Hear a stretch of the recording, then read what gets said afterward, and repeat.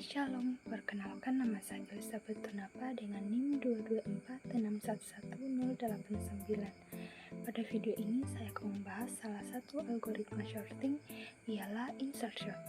Insert short saya akan bahas mulai dari definisi, langkah kerja, pseudocode, serta implementasi versi sekuensial dan versi paralel.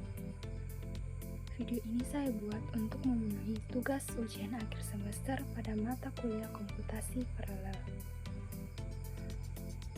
Insert short merupakan sebuah teknik pengurutan dengan cara membandingkan dan mengurutkan data.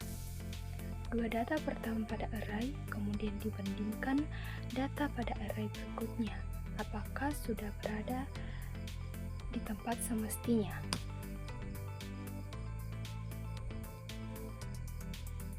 Kemudian cara kerja insert short.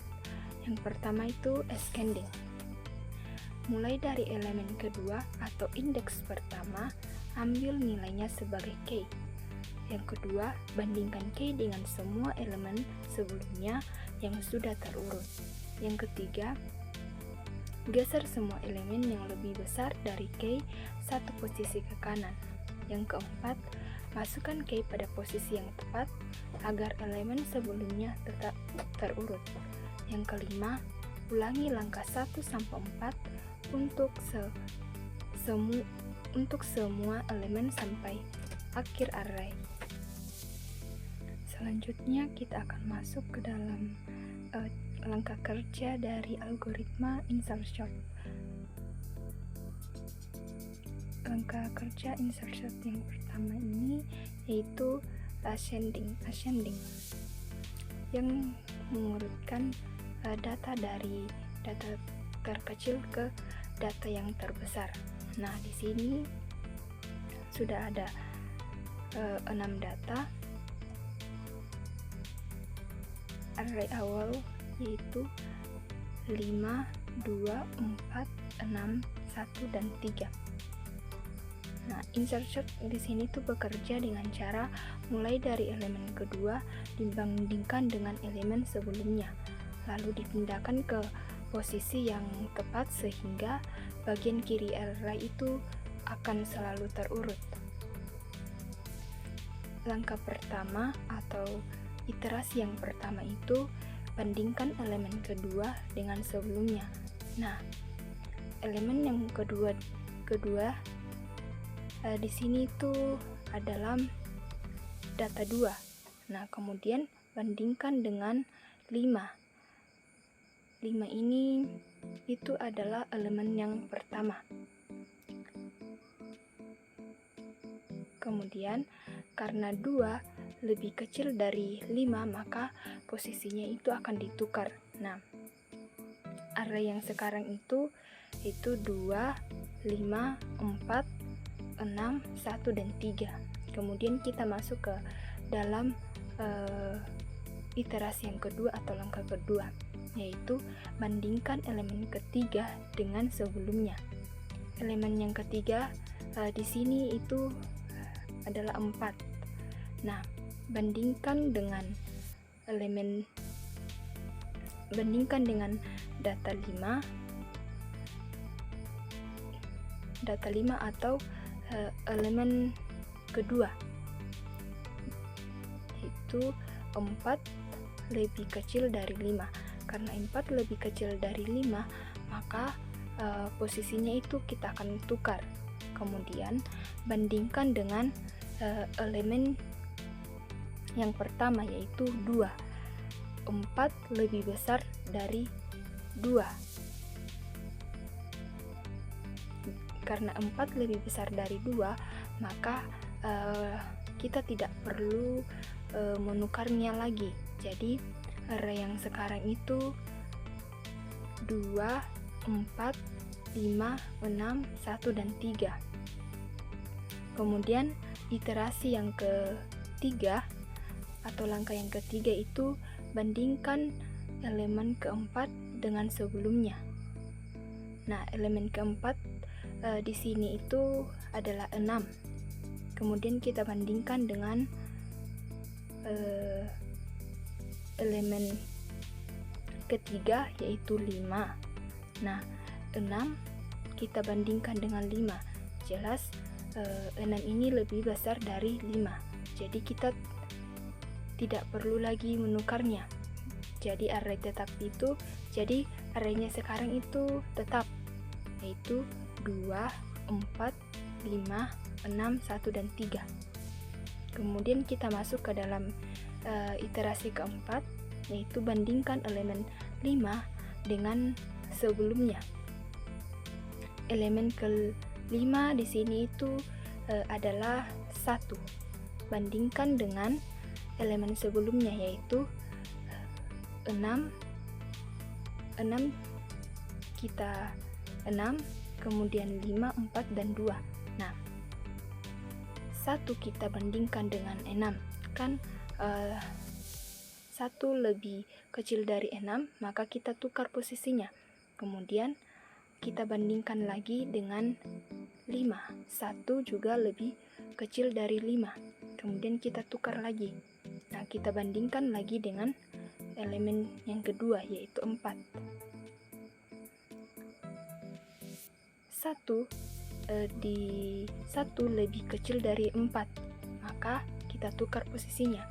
Kemudian kita bandingkan lagi dengan elemen yang pertama, yaitu 2. 1 lebih kecil dari 2, maka kita tukar posisinya. Jadi arraynya sekarang itu ada 1, 2, 4, 5, 6, dan 3. Nah, kita masuk ke iterasi yang kelima. Bandingkan elemen ke-6 dengan elemen sebelumnya. Nah, elemen ke-6 itu di sini tuh adalah 3. Kemudian kita bandingkan dengan elemen sebelumnya. Elemen sebelumnya yaitu 6, 5, 4, 2.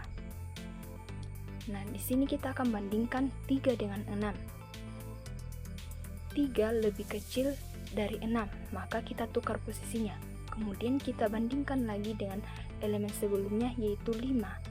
3 kita bandingkan dengan 5, 3 lebih kecil dari 5, maka kita tukar posisinya. Kemudian 4 kita bandingkan lagi dengan 3. 3 dibanding 4 itu 3 itu lebih kecil dari 4, maka posisinya kita tukar. Kemudian 3 dibandingkan dengan 2. Nah, 3 lebih besar dari 2, maka perulangan atau perbandingan atau loopingnya itu akan berhenti. Nah, jadi array yang sekarang itu 1, 2, 3, 4, 5, 6. Nah, jadi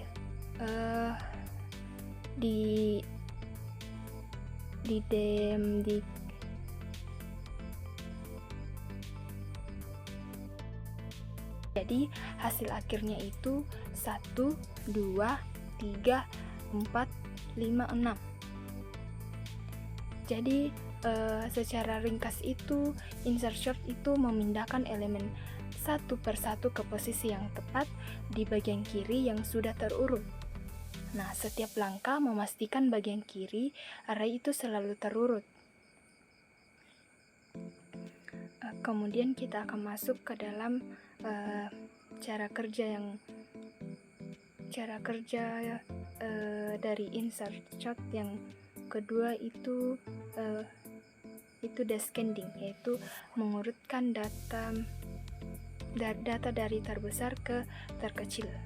Nah, di sini tuh sudah ada 5 data, yaitu 5, 3, 8, 4, dan 2. Langkah pertama atau iterasi yang pertama itu ambil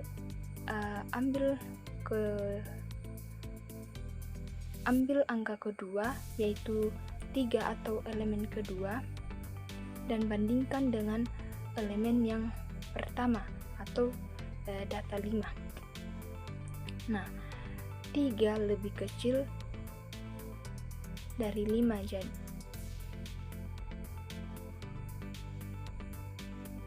3 lebih kecil dari 5, jadi posisinya itu tidak perlu lagi kita tukar.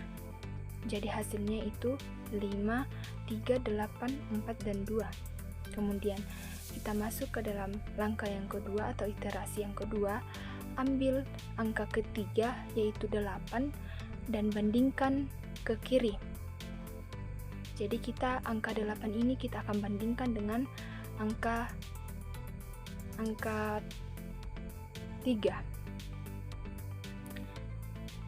Bandingkan 8 dengan 3. 8 lebih besar dari 3, maka kita akan geser angka 3 ini ke kanan. Nah, kemudian setelah kita geser ke kanan, kita bandingkan lagi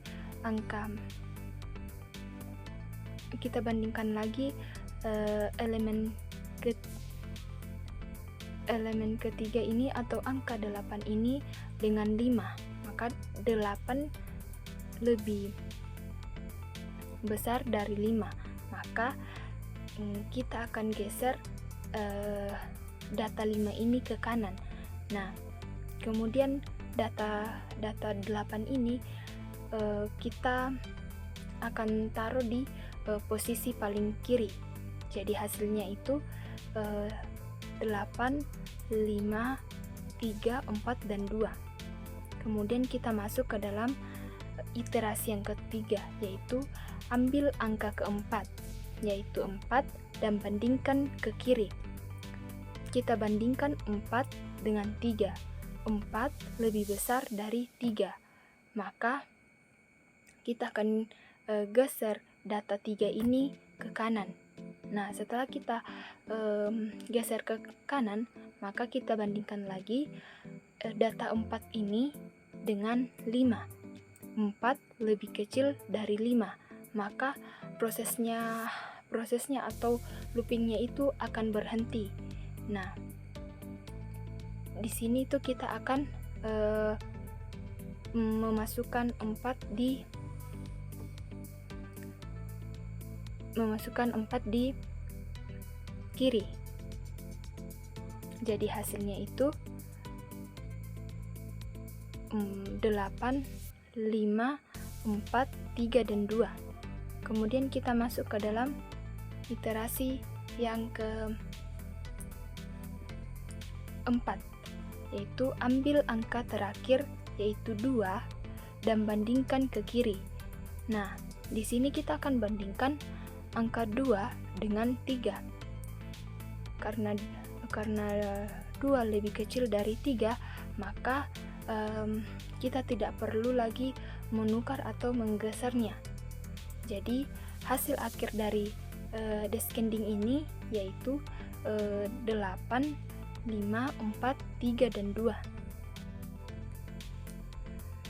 Selanjutnya kita akan masuk ke dalam pseudocode. Nah, pada pseudocode ini, pada baris pertama ini artinya itu kita menghitung berapa banyak elemen yang ada di array A. Kemudian ini for i artinya itu mulai dari elemen kedua kita akan memeriksa setiap elemen satu persatu. Mengapa kita mulai dari elemen kedua? Karena elemen pertama itu sudah dianggap terurut. Nah, kemudian pada key ini artinya itu simpan elemen yang sedang diperiksa ke dalam variabel key. Nah, key ini yang akan nanti kita tempatkan di posisi yang benar dalam bagian array, yang sudah terurut. Kemudian J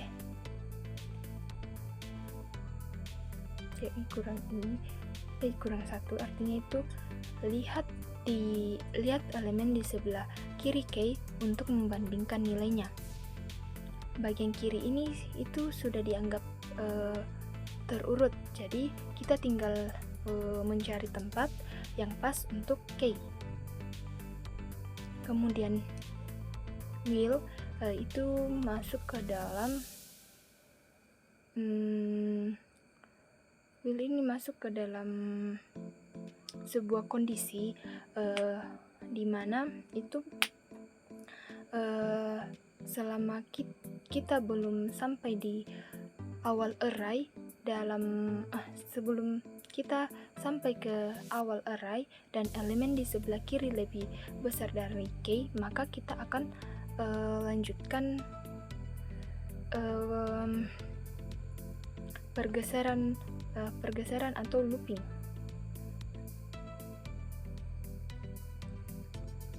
Nah, pada baris ini yang A dalam kurung J tambah 1, A dalam kurung J, artinya itu geser elemen lebih besar satu posisi ke kanan. Artinya itu memberi ruang yang kosong untuk K. Kemudian J kurang 1, artinya pindah satu posisi ke kiri dan ulangi pengecekannya. Kemudian pada baris ini A dalam kurung J tambah 1 K, artinya setelah menemukan tempat yang tepat, letakkan K di posisi itu.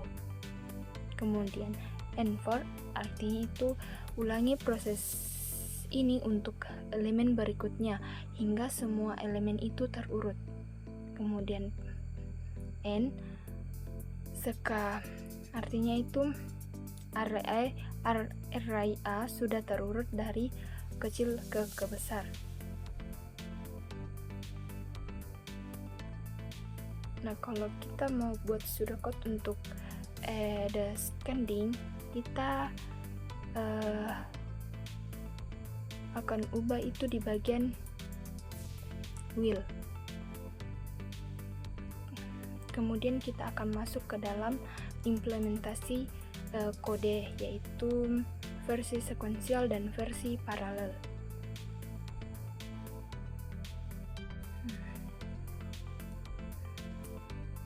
Nah, ini adalah kode yang sebelumnya saya sudah buat. Kemudian pada salah satu ini yang import time random, itu artinya itu untuk menghitung waktu eksekusi berapa detik proses sorting yang berjalan. Kemudian import random ini artinya itu untuk membuat data acak, misalnya 1 sampai 5.000 data yang akan diuji pada proses sorting. Kemudian from multiprocessing import pool CPU count, artinya itu untuk menjalankan fungsi secara paralel di banyak core CPU. Nah, kemudian untuk menghitung berapa jumlah core atau inti CPU yang tersedia.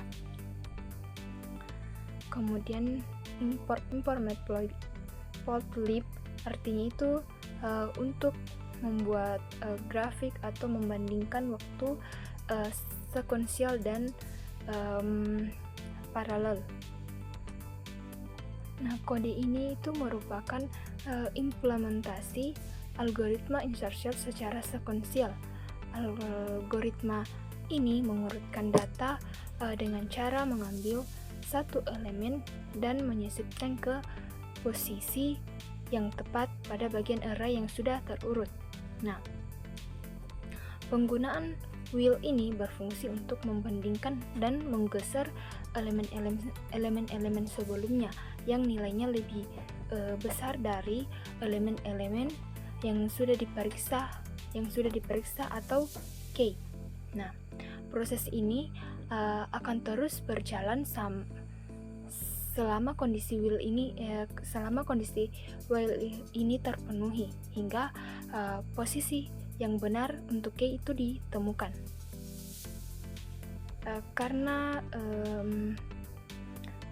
dijalankan secara sekuensial, maka seluruh proses sorting dilakukan secara satu persatu tanpa pembagian tugas ke proses lain. Kemudian pada kode ini itu merupakan fungsi merge yang digunakan untuk menggabungkan dua data dari hasil sorting paralel. Nah, fungsi ini menerima dua array, yaitu left dan right yang sudah terurut, lalu mengkombinasikannya menjadi satu array yang baru yang sudah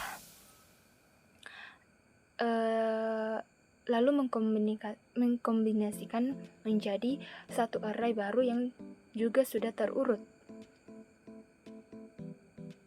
Nah, kemudian proses penggabungan yang dilakukan dengan membandingkan elemen dari kedua array secara berurutan. Elemen dengan nilai lebih kecil akan dimasukkan ke hasil terlebih dahulu.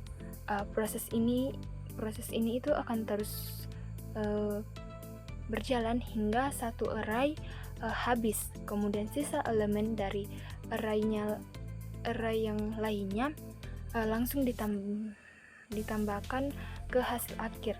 Nah, fungsi ini itu sangat penting dalam algoritma paralel, karena setiap prosesnya harus mengurutkan sebagian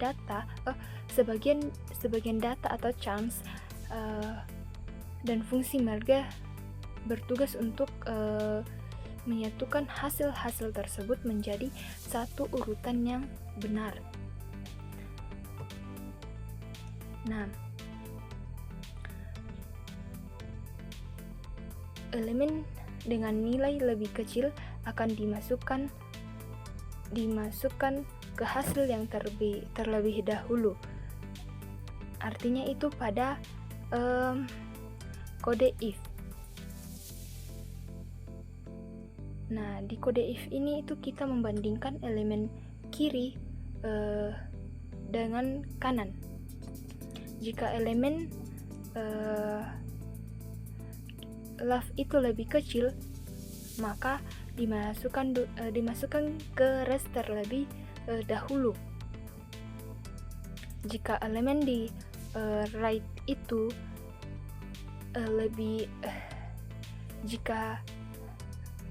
jika tidak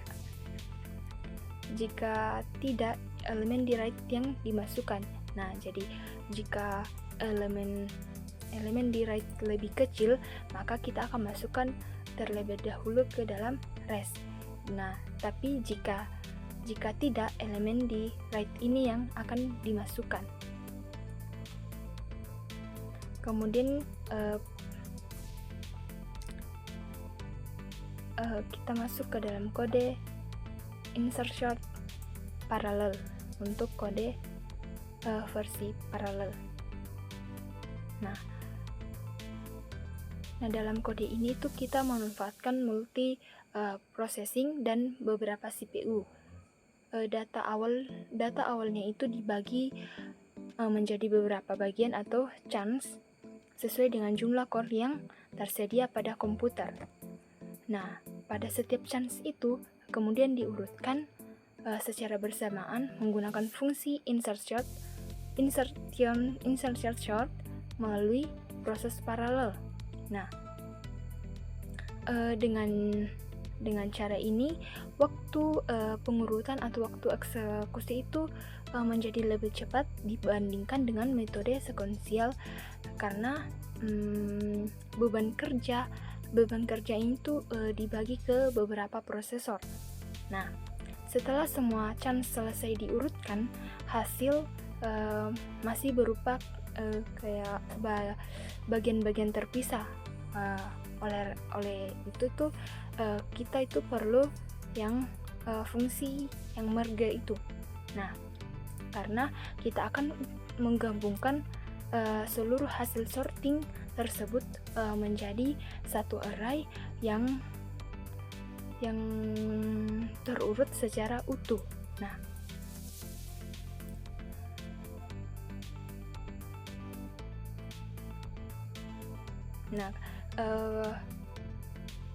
kode yang menunjukkan bahwa fungsi merge itu digunakan untuk menggabungkan seluruh hasil sorting menjadi satu array yang terurut, yaitu result ini yang ini sort at chance. Nah, artinya itu berisi potongan data yang sudah diurutkan paralel. Nah, result di sini itu artinya itu menyimpan hasil gabungan hasil gabungan sementara. Nah, kemudian merge results itu artinya menggabungkan dua array terurut menjadi satu. Nah, proses ini tuh bakal diulang-ulang terus sampai semua chance itu tergabung.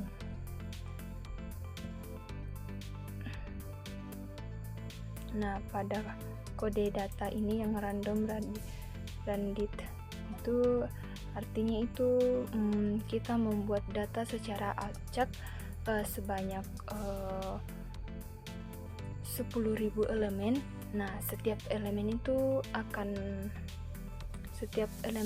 angkanya itu acak antara 1 sampai 500.000 yang nantinya itu kita gunakan sebagai input untuk menguji kinerja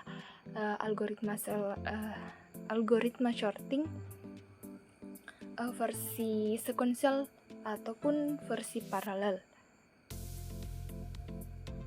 Nah, kemudian kode ini tuh untuk mengatur untuk mengukur waktu eksekusi insert short secara sequential. Nah, selisih antar akhir dan waktu awal disimpan itu ke dalam variabel time. Nah, kemudian pada kode ini itu untuk mengukur waktu eksekusi insert short secara paralel. Nah, kemudian itu selisih kedua waktu tersebut itu disimpan ke dalam variabel time part yang menunjukkan waktu eksekusi algoritma paralel. Nah, kemudian nilai speed up itu dihitung dengan membandingkan waktu sequential dan waktu paralel. Semakin besar nilai speed up-nya, maka semakin besar peningkatan perform yang diperoleh. Kemudian ini tuh menampilkan nanti yang tampilan outputnya yang waktu sequential, paralel, dan speed up-nya. Nah, kalau kode ini itu untuk yang semacam kita membuat grafik yang bagian itu yang untuk menampilkan perbandingan antara sequential dan paralel, yang perbandingan yang waktu eksekusinya.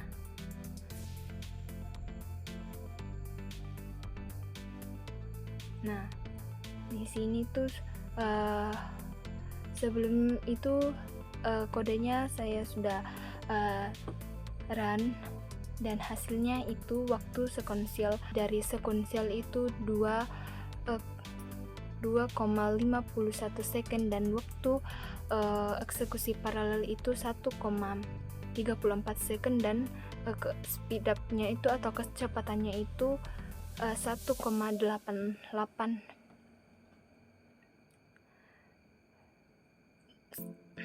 kali lebih cepat. Nah, hasil pengujiannya itu menunjukkan bahwa insert short sequential membutuhkan waktu sekitar 2,51 detik untuk mengurutkan data.